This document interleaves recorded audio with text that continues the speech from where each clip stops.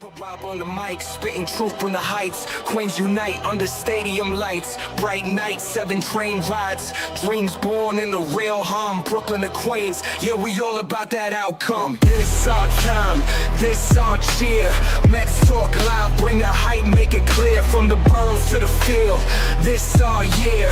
Queens in the house, let the world hear. From Flushing Meadows, echoes bounce off the bat. Rob calls, take the mic, snaps like a thunderclap. Home runs over bridges, no gaps in the story. Mets rise, reclaiming the glory. 7 the city, blue and orange army swarm. Summer vibe electric, love in every form. From Biggie's blocks to Flushing's heartbeat. Our anthem loud, no retreat. This our time, this our cheer. Mets talk loud, bring the hype, make it clear. From the boroughs to the field, this our year. Queens in the house, let the world hear. The apple pops in the outfield, city of dreams. Rob's voice over static, Mets on every stream. White lines mapped out the future, vividly. From shade to city, the journey's never gimmicky.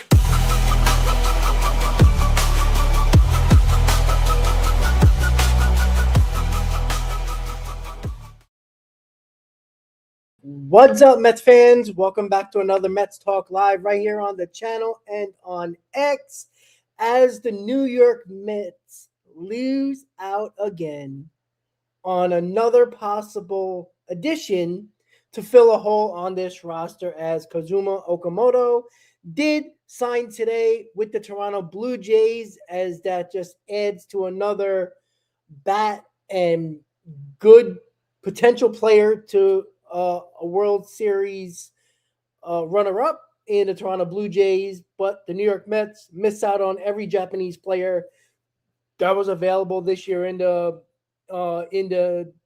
posting for the Japanese players. And unfortunately for the Mets, once again, is that they just keep on missing out. And yeah, they might have not been really serious on Okamoto. Like we thought they were in Tatsuya Imai. And reports came out after he signed that the Mets didn't feel like he was a good fit or a good worth getting or good enough to be in the rotation. Like the Mets had a great rotation last year. Imai would probably be the best pitcher in the rotation other than Nolan McLean. So Okamoto goes to the Toronto Blue Jays. And what is even more annoying is the fact that none of these Japanese players got deals that we were all expecting or was reported for them to get. Like we thought Amai was going to get a 6 or 7 year deal. Murakami get like a 5-6 year deal. Same thing goes for Okamoto. And look what happened. They got reasonable deals. None were more than 4 years. And that's right up the alley of what David Stearns likes. So I don't understand. Each one of those players in Murakami, Okamoto, and Imai all had attributes that David Stearns talks about. Talks about run prevention. Okamoto provides that. Talks about power. Murakami and Okamoto have that. We all know, unless David Stearns wasn't paying attention last year, the starting pitching was an outright disaster. Imai is better than anybody else. And yeah, he might not be good. We all understand that. But right now, what we know, what we expect from a guy like that is a guy to be really good. And now, when it comes to Stearns and the plan that he doesn't have, because I don't see, nobody can tell me that this guy has a plan. And we keep on going back to the same conversation on Mets Hot Stoves, Mets Talk Lives, any other show. It continues to be talked about. Anybody who has a show that is a Mets content creator continues to talk about the same thing. What is the plan? Now, some could say they're in rebuild mode, retool mode. But you're not in. You don't have another conversation or another meeting with Framber Valdez if you're trying to rebuild.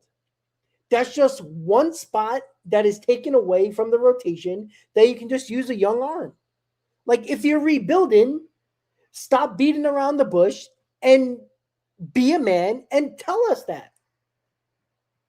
I don't see what's so hard about that. I'd rather you just say something and say that's what you're looking to do, which I don't agree with, but at least I give you, I have respect for you for saying that instead of, 1 week we're in on this guy and then all of a sudden we're talking about young prospects. You really can't have it both ways.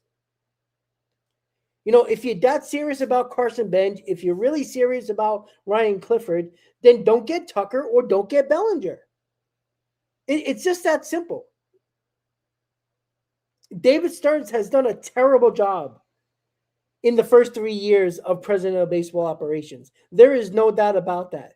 Everybody knows that 2024 had a lot of luck involved. Jose Iglesias was luck. Pete Alonso, who was everybody's darling, had a down season. It was Lindor and Vientos, Luis Torrens.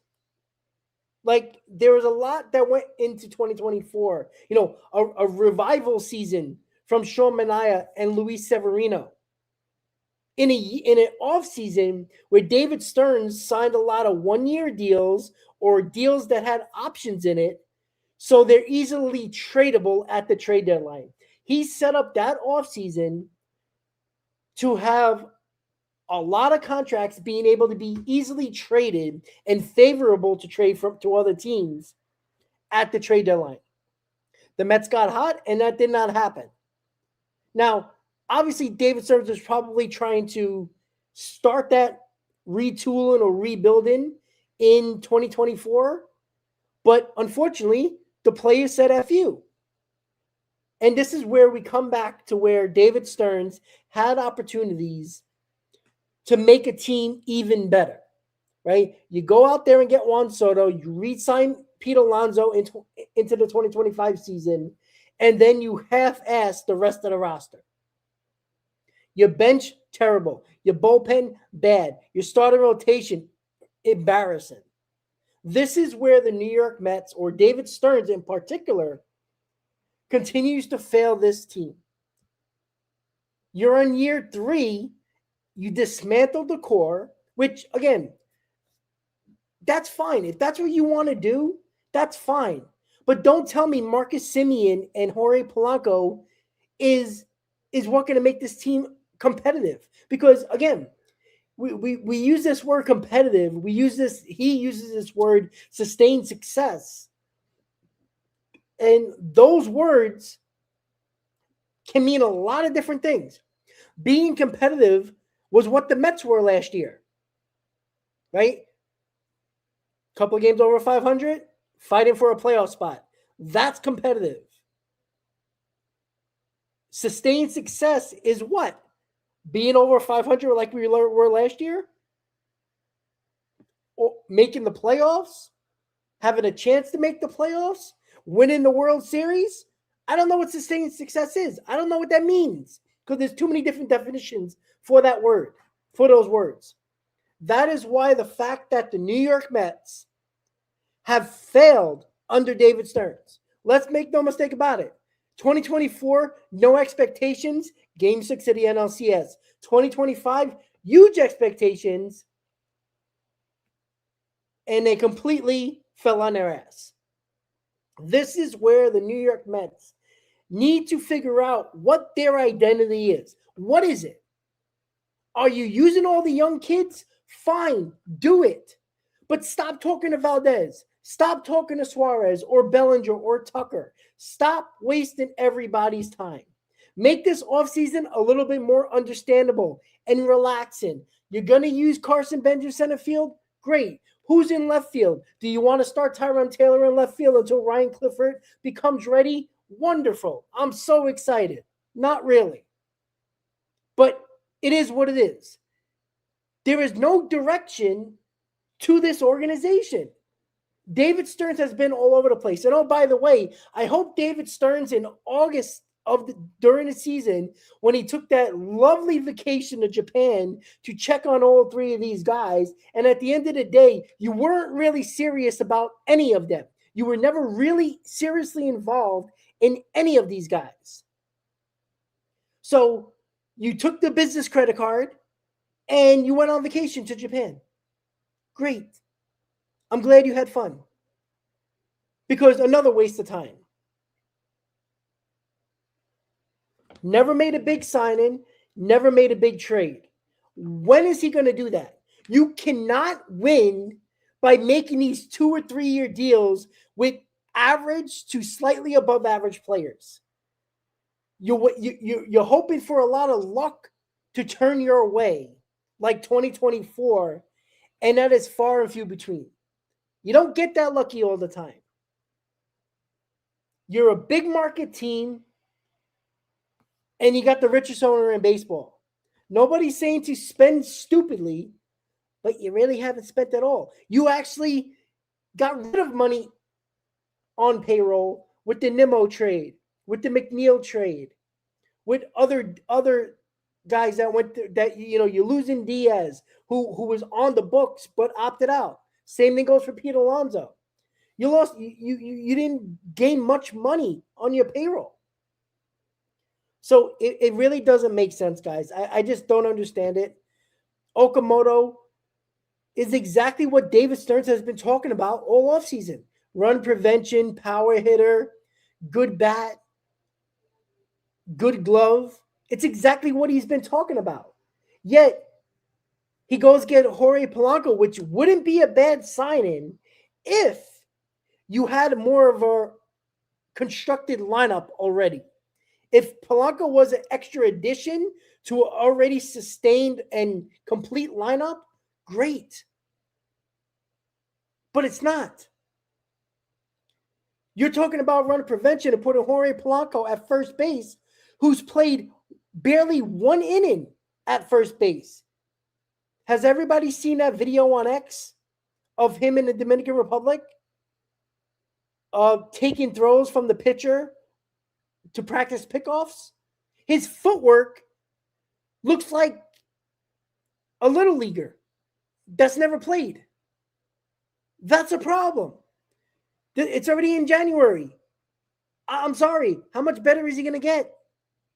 This is an embarrassment to have Jorge Polanco playing first base and possibly your almost everyday first baseman.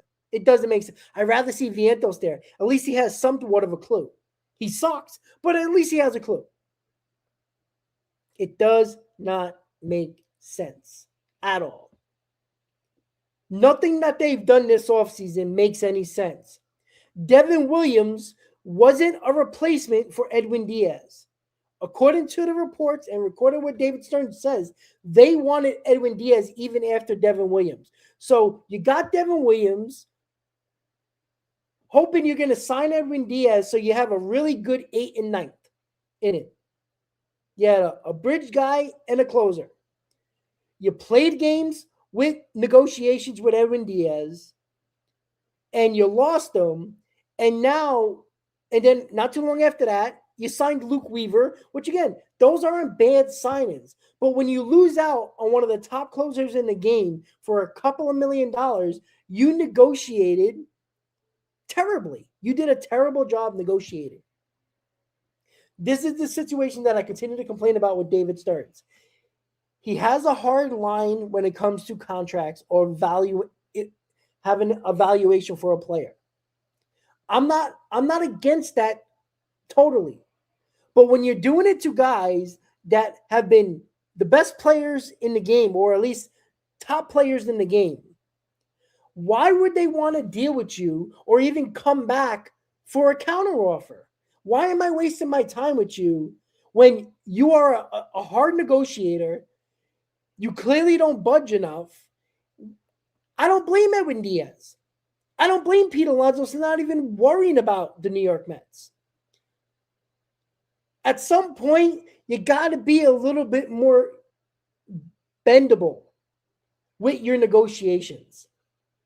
Obviously, you always want to get a great deal. But sometimes, if you really want the player, you make sure you get him. Yes, that might be giving that player the extra year or giving him a little bit extra money. So what? This isn't a salary cap league. You'll survive. Losing Diaz for $3 million is an embarrassment. It shows that you're a terrible negotiator. You have not done a good job with this. Anybody could sign Jorge Polanco. Anybody can sign Devin Williams and Luke Weaver. All three of those guys, well, at least Williams and Weaver, didn't have good seasons. I could have signed them. You could have signed them. The Marcus Semien trade was a wash. You could say you got worse for that trade, even though I'm not the biggest Brandon Nimmo fan. But let's be honest, Semien isn't the same player he was 2 or 3 years ago. Now, I'm not saying a guy like Carson Benz can't come up here and be a great bat. I can't, I won't say that, Francisco Alvarez has no chance of showing that pure power we believe he has. Or Brett Beatty continues to what he did last year. I'm not saying that can't happen. That would be great. But do we really think that all is going to happen? Because that right now, the way this roster is constructed on January 3rd, you need all of that to happen. That's the problem. A lot of hope, ifs, and let's get some luck is what David Stearns is working with right now. This team on paper is a 75-win team.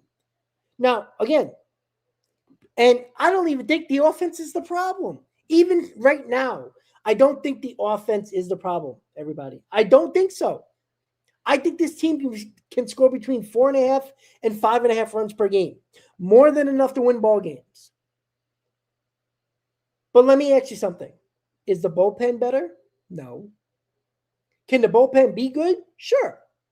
Can Devin Williams be Devin Williams 2 years ago when he was one of the best closers in baseball? Absolutely.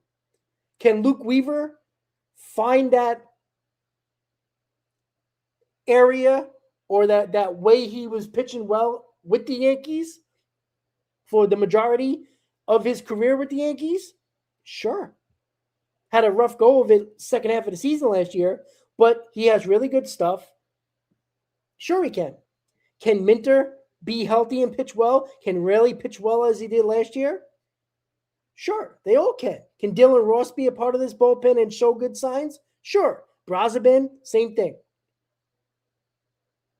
But who cares about the names in the bullpen when you got the same starting rotation that completely destroyed this team in 2025? It's the exact same rotation. Minus Griffin Cannon and Frankie Montas. I don't think we're going to miss them.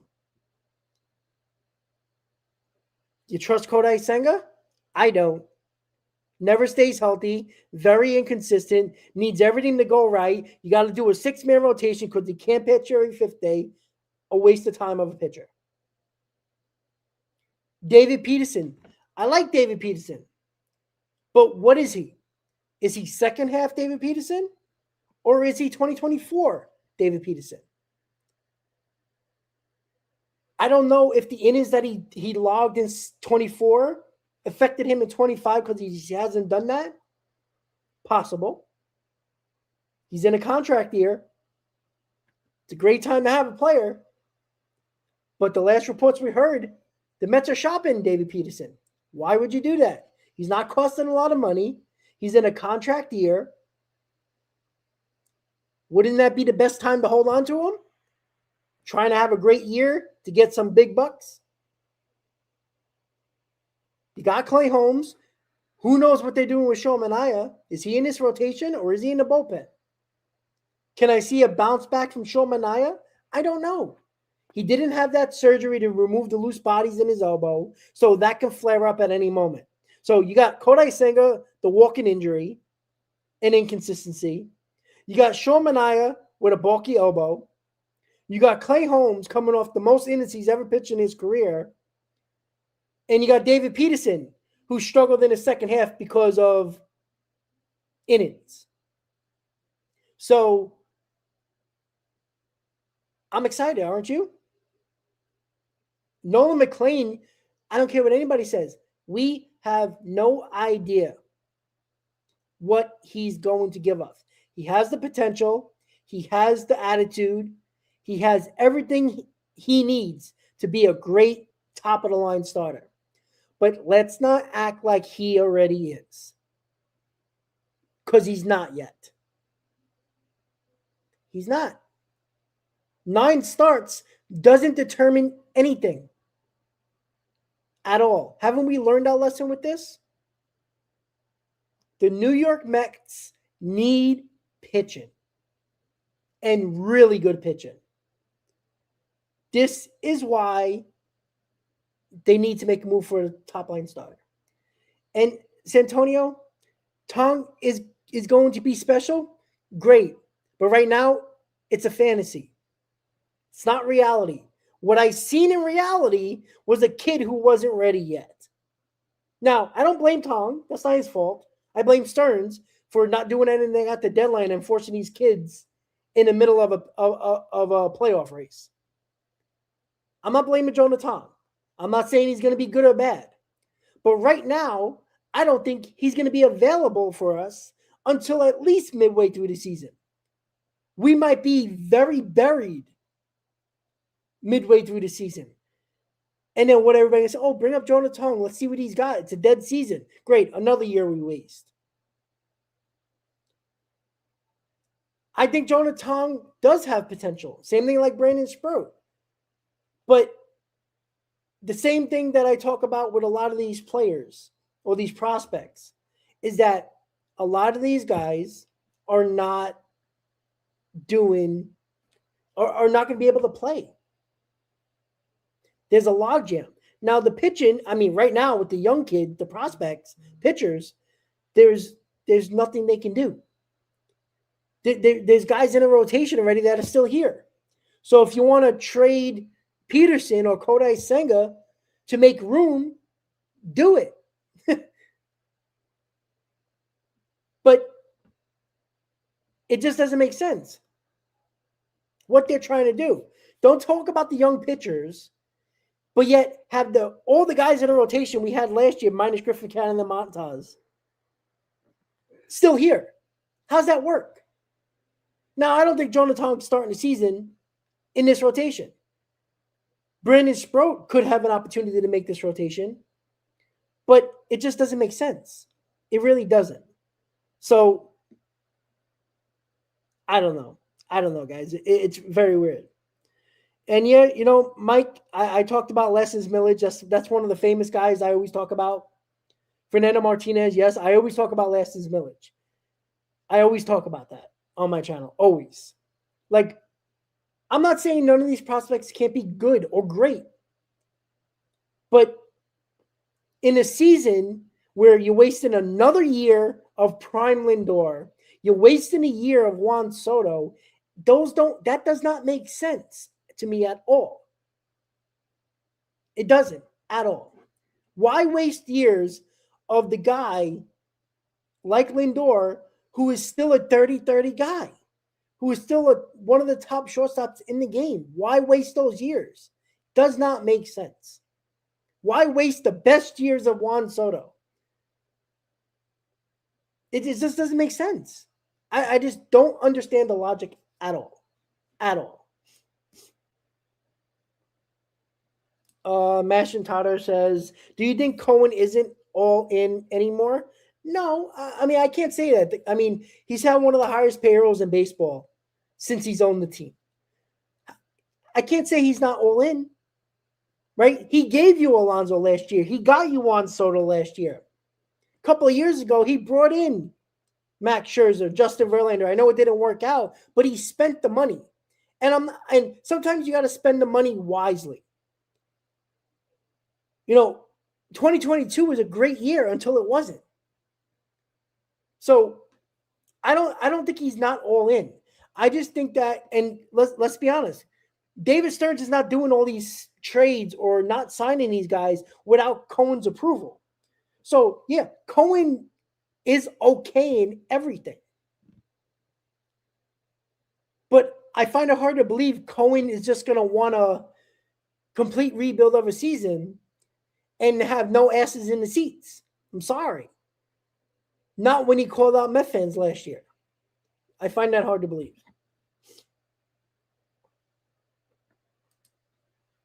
All right, let's see what we got in the comments, guys.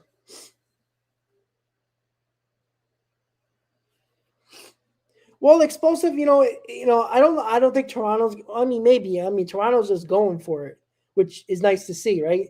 They were an inch and a half away of winning the World Series, and they're going for it. You see the difference. This is the other thing that annoys me, right? The Mets were in 2024 were Game 6 of the NLCS. What do you do in the offseason when you get to Game 6 of the NLCS? What was missing? An extra starting pitcher, a top line starter. Go get him. And you don't do that. That's what I just don't understand. You get so close, and then you take 3 steps back. That makes no sense to me at all. You don't go get Juan Soto, bring back Pete Alonso, and bring in a bunch of bums for the rotation.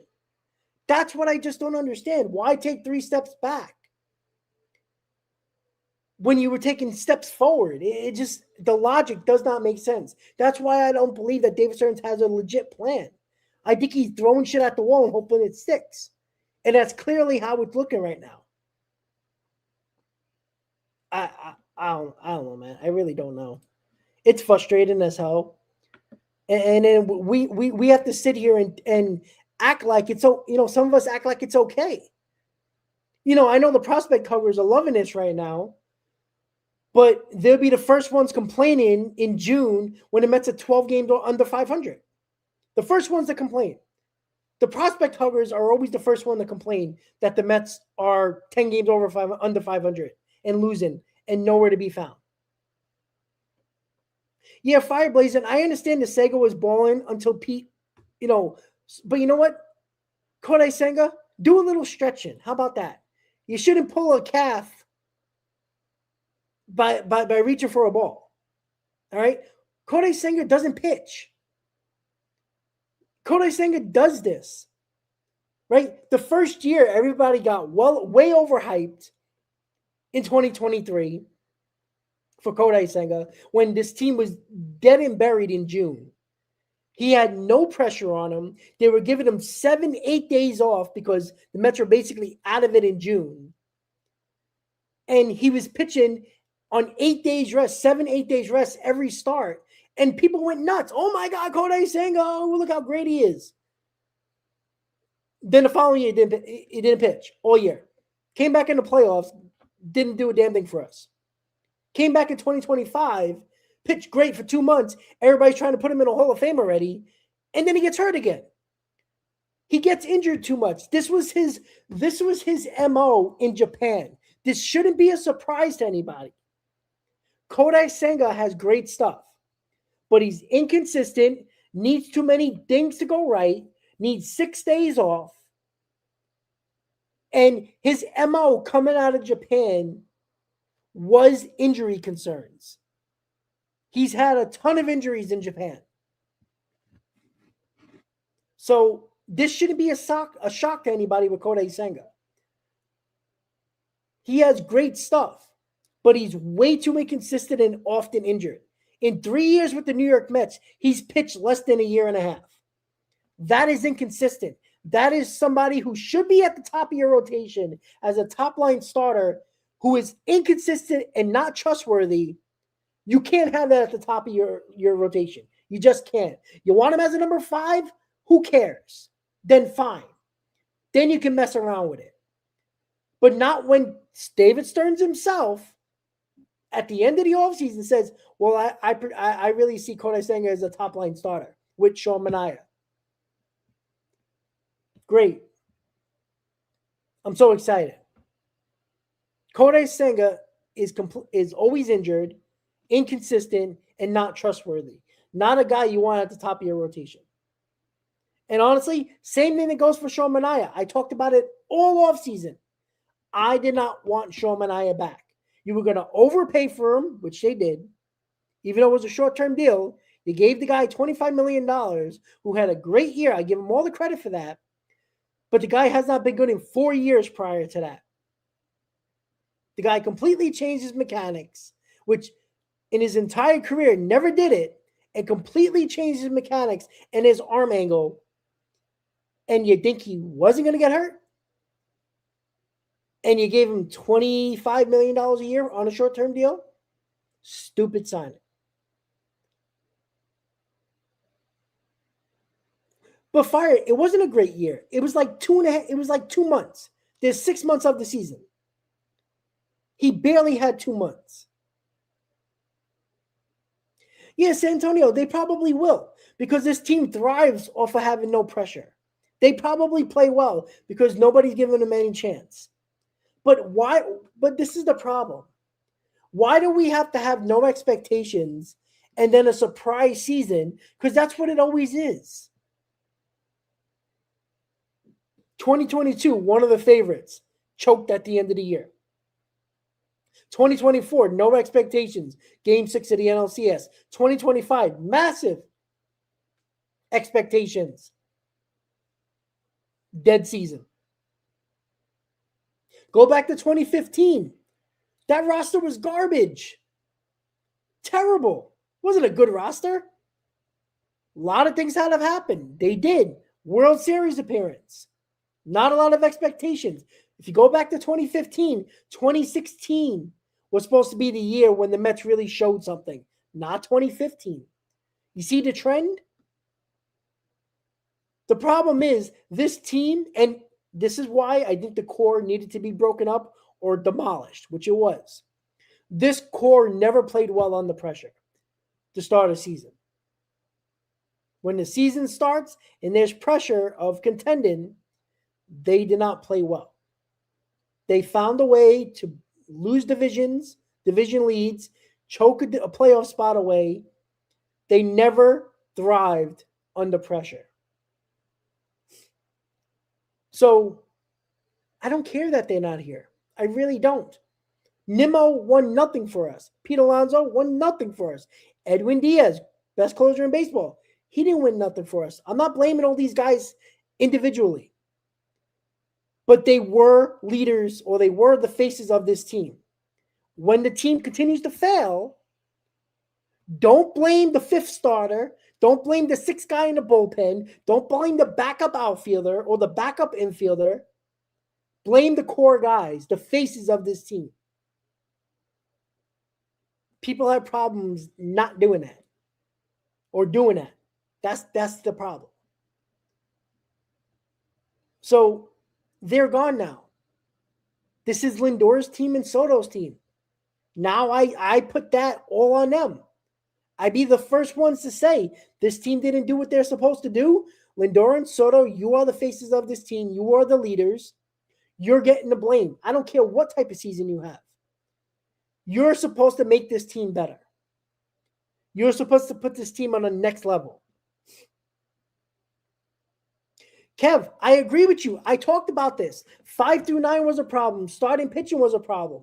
But you know what? We haven't fixed 5 through 9. We haven't fixed our starting pitching. I'm not worried 1 through 4. I'm not. Even if it is Simeon and Polanco with Lindor and Soto. I'm not worried about that. But here's the problem. Here's what everybody forgot. How great was 1 through 4 last year with this team? Look at the numbers. It got us 83 wins. We know what the problem was. But does David Stearns know the problem with the team? That's the problem. Who gives a shit what I think or what I see with the team, what was lacking, or you? Clearly, it doesn't matter because David Stearns is the one that needs to do it. 5 through 9 was a disaster. Starting pitching was an embarrassment. If David Stearns don't see that, then we're in for a very, very long couple of years because he's not doing his job properly. How many times are we going to let the offseason or let the trade deadline pass us by where other teams get better and the Mets basically stay pat or don't do enough? Same thing goes for the offseason. Let's have 10 question marks so when the trade deadline comes, we get 15 question marks. It's very hard to get 3 bullpen arms, a top-line starter, and a bat all in one trade deadline. This is the problem. This is the problem. Well, Kev, what did I say at the end of the season? What did I say during the year when things were falling apart?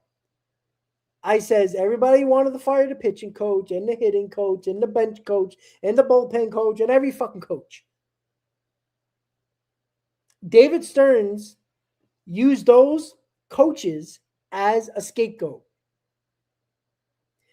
He wasn't firing Mendoza. You know why? Like he says, it doesn't really put Stearns on the hot seat. Stearns put himself on the hot seat this year, this offseason, by completely demolishing the core. He put himself on the hot seat. But here's the thing. If things go wrong this year, and let's be honest, at this moment on January 3rd, with the roster that's currently constructed, he's setting Mendoza up to fail.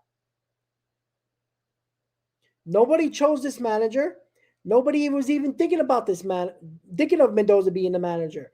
David Stearns chose this guy. So that's another fail by Mendoza or by Stearns if Mendoza doesn't do well this year. So you're putting a roster together at this moment that is not very good. Let's say a 75-win team. That's not a playoff team. So another scapegoat will be Mendoza. What are you going to have? Kai Correa, the bench coach, take over? Oh, great. Excited. This is the issue, is that you hired this coach, this manager that nobody really talked about, nobody was excited about, let's be honest. When Mendoza got hired, we're like, oh, here we go. We talked about him being a Yankee and all that stuff, right? Mendoza could do no wrong in 2024. Everything he touched, every move he made worked, it seemed like.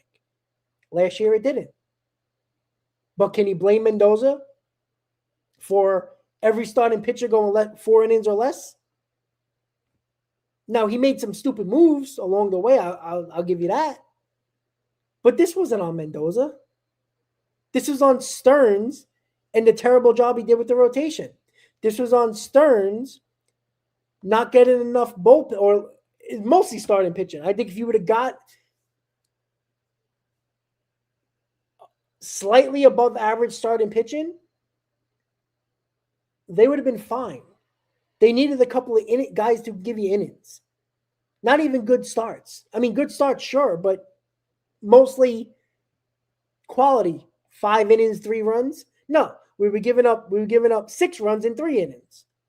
The Mets had to score 6 runs a game, 6+ runs to win ball games. That's impossible.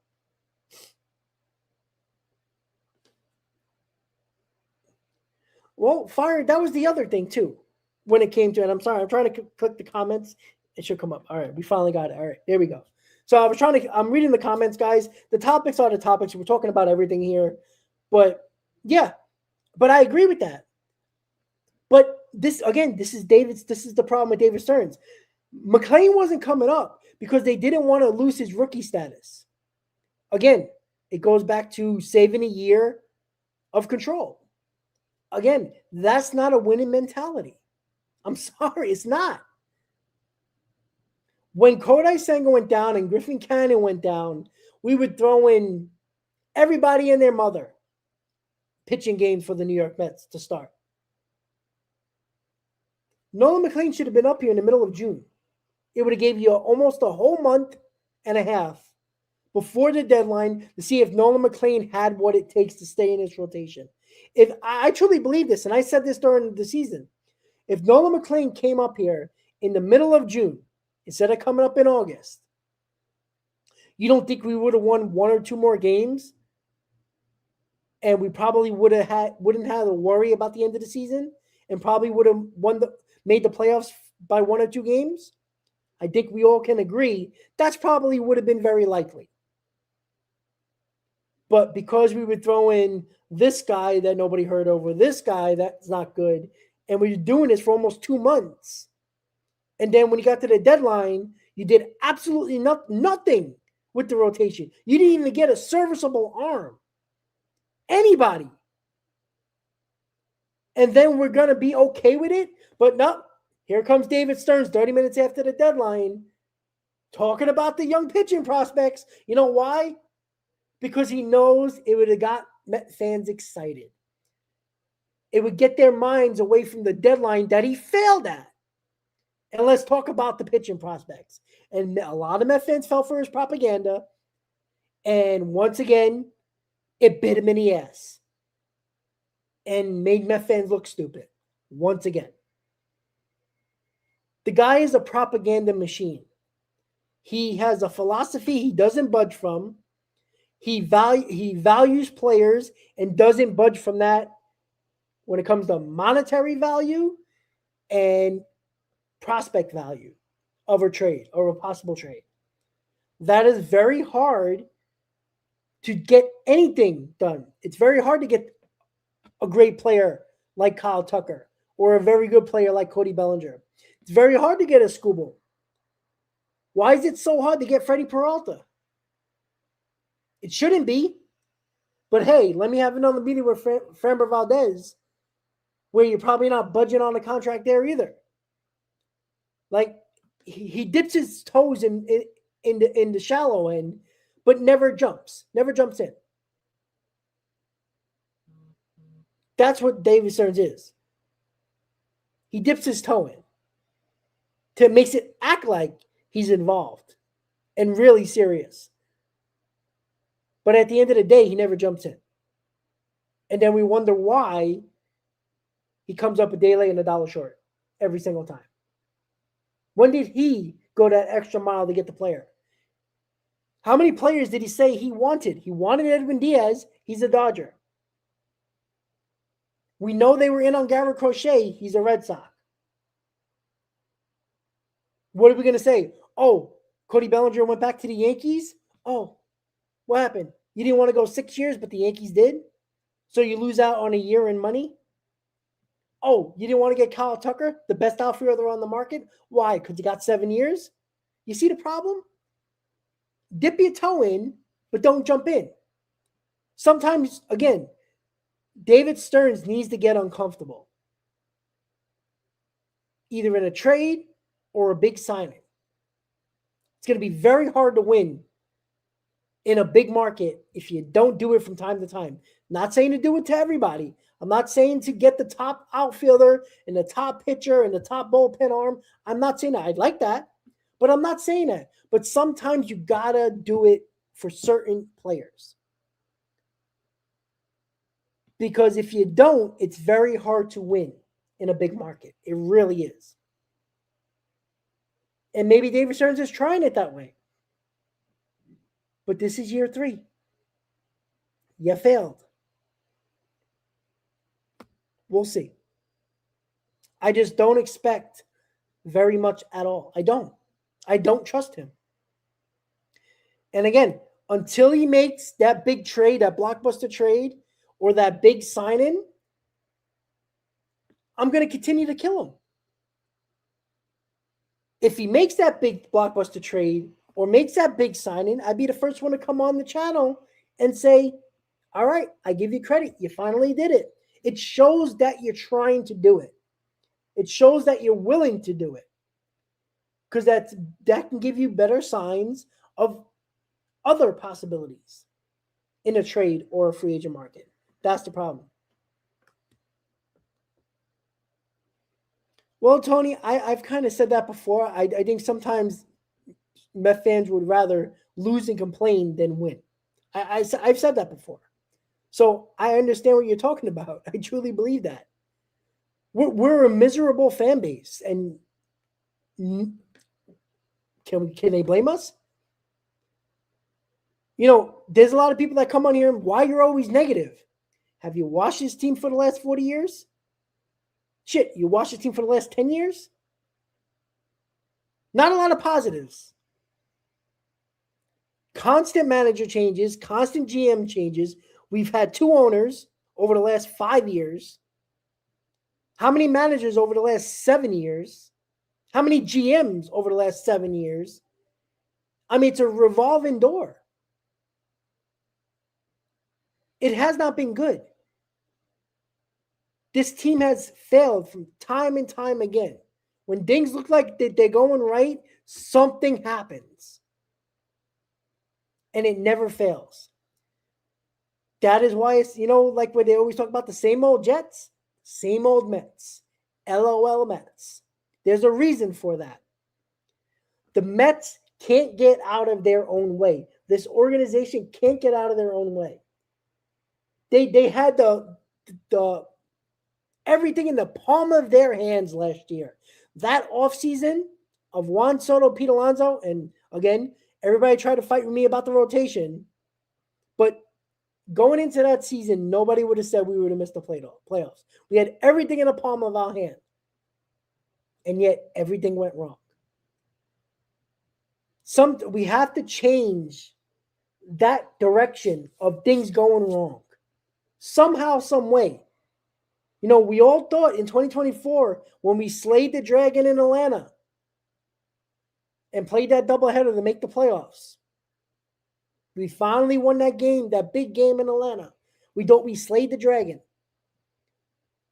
Nothing can stop us now. But guess what? That run was fun. But it came right back and swooped us off our feet in 2025. This is the problem. It just doesn't make sense. None of it makes sense. There's no directions here. There's no direction, in my opinion. Again, you want to rebuild? I'm okay with that. But say it. But his actions aren't saying that. Why are you having another meeting with Framber Valdez? Why are you still in on Cody Bellinger? Why are you checking in on Kyle Tucker? Why are you having conversations with Ranger Suarez? Why? If you're rebuilding and want to use all these prospects, it doesn't make sense to get any of those guys that are going to take up roster spots for those young kids, right? That's why it doesn't make sense. He's halfway in on everything. That's why when I say he half-asses the deadline, he half-asses an offseason, this is what I mean. Exactly what he's doing right now. There's no direct path. This is why it continues to be annoying. Do something. Work. Getting excited about. He's too lethargic. It's just boring. Boring. Stearns is a starting pitching denier. Sorry, guys. I'm looking at the comments really quickly. Red Horse. Listen, man. I don't think Simeon's a bad move. But you got to make other moves to supplement that. Simeon can only do so much at the ripe old age of the middle of 30s. What, 34, 35, probably 36? Like, you have to supplement that move. I'm telling you right now, I don't think 1 through 4 is going to be a problem. Lindor, Simeon, Soto, Polanco, that's not the problem with this team. I don't think that's going to be a problem. Everybody be like, oh, how are you going to get those 25 home runs and 38 home runs from Pete Alonso to Brandon Nimmo? I'm not too worried about that. Because those guys put the bat on the ball. Those guys can be productive as well. I'm not saying any of them are going to hit 38 home runs. But you know what? If you got both of these guys hit between 20 and 25 home runs, and Lindor does what he does with his 30-30, and Soto hits between 35 home runs, 40 home runs, the top 4 is going to be fine. This is why Cody Bellinger and Kyle Tucker make sense, or one of them, because you stretch out the lineup a little bit more. That's another 20 to 25 home. Well, with Cody Bellinger, 20 to 25 home runs. With Kyle Tucker, it's probably 25 to 30 home runs. You stretch out that lineup. Now, instead of that 1 through 4 top heavy lineup, you got 1 through 5. Now you're talking about you getting a little bit more edgy and a little bit more productive in the middle of this order. Now you're talking about Beatty and Alvarez, possibly Carson Bench, possibly Mark Vientos. Those are guys that have a tremendous amount of potential still, offensive potential. If Beatty continues to do what he did last year, that's 20 home runs right there. Vientos, even in the bad season, had 18 home runs. If Alvarez stays healthy, I think he can hit 20 home runs with his eyes closed. That's production throughout the lineup. That is a balanced lineup. But can we count on all that?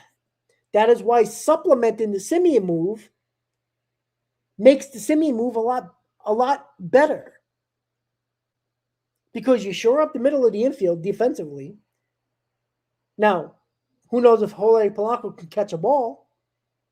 I don't know if he can play first base. That's something yet to be determined. That scares the hell out of me.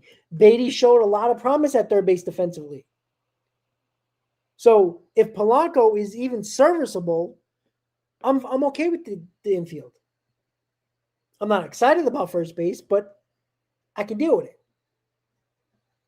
Carson Bench is great defensively in center field. Juan Soto is serviceable, probably a little bit above average. He's fine. Not great, but he'll get to the routine balls. He'll occasionally make a nice catch. He'll make a stupid play here and there, but he's okay. Left field, that's why Cody Bellinger and Kyle Tucker make sense, because you fill a spot.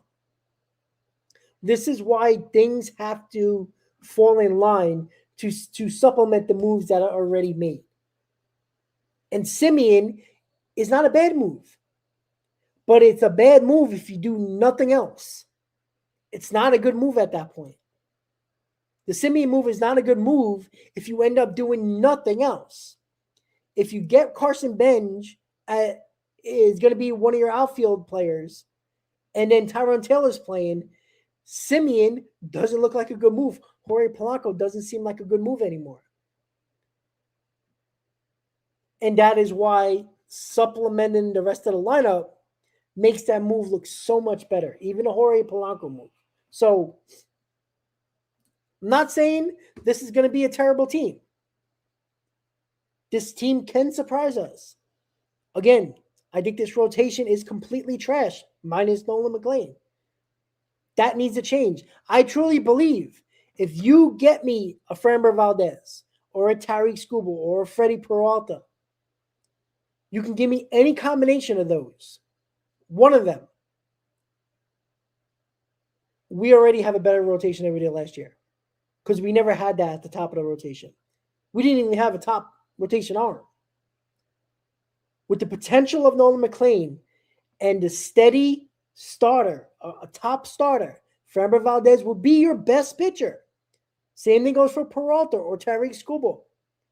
Now you're talking about two guys at the top of your rotation that you expect to win every time they go on that mound. That is a huge help, because even the guys like Clay Holmes, who you counted on so much last year, now he's your number 3. You don't need him to be your best guy now, because Clay Holmes had to be your stopper because Manaea was hurt. Senga was nowhere to be found. Everybody else sucked. This is why supplementing the moves that are already made are so important. I truly believe this. I think if you get a Cody Bellinger or a Kyle Tucker, this lineup is going to be fine. Even if Beatty was close to what he was last year offensively. If Alvarez is okay, this lineup will be fine. Score 4.5 to 5.5 runs per game, you're going to be fine offensively. But you can't give up 6 runs per game. There is no offense in baseball that can survive that for an entire season. The Mets did not because of that. You got to get a starter. Give me somebody. It made too much sense. It wasn't a lot of money. Wasn't a lot of years. He's under 30. It was perfect. I'm not saying he's going to be great, but it's a goddamn start. This is what I want the offseason to be. This is what I want. January 3rd, a month and a week before pitchers and catchers. I want one of Valdez, Peralta, or Skubal. Give me one of them. I'm not even going to be picky at this point. Give me one of them. 2 revolves a trade, 1 revolves a signing. Excuse me. And get me either Cody Bellinger or Kyle Tucker. And I feel a lot better about this team than I did on January 3rd. If we get a Tucker or a Bellinger, and one of those starting pitchers I just mentioned, we will be fine. I'm not saying we're going to win 95 games, but I think we'll be a hell of a lot better. Because when you got two guys at the top of your rotation that can pitch their asses off, you always got a chance to win. And I think the offense would be fine at that point. I don't think it's going to be, the best in baseball, but I think you can hover around top 10 in the league offensively and be fine. The New York Mets still have a pathway, as I talked about in the beginning of the offseason. There were so many different pathways starting the offseason to build this roster. There's so many different ways. Now, some of these moves, some of these players are gone now. So those pathways are shrinking. But there's still multiple pathways for David Stearns and the New York Mets to put a good roster together, to get their act together, and put a solid roster. Not a great roster, a solid roster. Because the Braves have done a good job in there. They're all getting healthy. They're lined up in their starting rotation. They solidified their bullpen. The Phillies brought back Schwarber. The report not too long ago is that the Phillies are having are talking about Kyle Tucker because they're looking to trade Nick Castellanos. That opens up right fields for Kyle Tucker. Do you really want to see Kyle Tucker in Philadelphia? I don't. So, to end this stream, what are the New York Mets and David Stearns going to do? They have a pathway. They have multiple pathways to have a solid offseason still. The latest reports are they are still in on Framber Valdez. I'm assuming they will be in on a Tariq Skubal trade if Detroit's going to trade him. Freddie Peralta is on the market.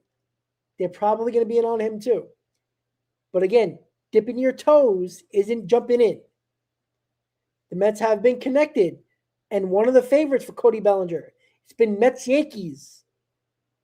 We know the Yankees made an offer. Did the Mets make an offer? Or are they waiting for Bellinger to call them up? We know they've checked in on Kyle Tucker. When are we going to hear the Mets sign this guy? Or traded for this guy? That would be what I want to see. Get it done. Stop playing these stupid petty games and be methodical for no reason. You could be methodical sometimes. I understand not giving a player everything they want every single time. But man, you are losing this fan base quickly. You already lost this fan base by dismantling this core. Again, I'm not going crazy over it, but a lot of this fan base is ready to crucify you because of that. You can save your own ass and put a solid team together where we can start opening day and say, you know what? This team doesn't look that bad. Starting the season against the Pittsburgh Pirates, who we seem to never beat. This is where David Stearns can make this offseason look a little bit better. It's been a rough offseason, man, I tell you. But at the end of the day, I'll be here, you'll be here, Chris will be here, Hector, Hayden, every one of these content creators are going to be here because we watch all get 162. We're crazy enough to continue to watch. And at the end of the day, all we want this team to do is win. So with that said, guys, have a great night. Enjoy your football Saturday. There is a game, Seahawks and Niners.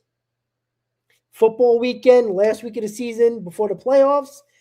Enjoy, guys. Hopefully, next time I speak to you, we're talking about a signing or a trade to make this team better, guys. Have a great night. Let's go, Mets. And as always, my fans, let's go, Mets, and have a good night. Good night, guys.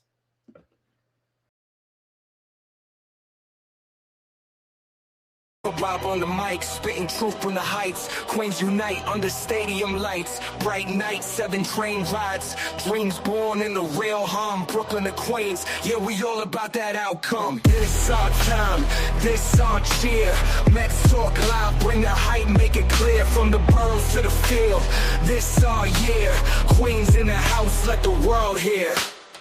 From Flushing Meadows, echoes bounce off the bat. Rob calls, take the mic, snaps like a thunderclap. Home runs over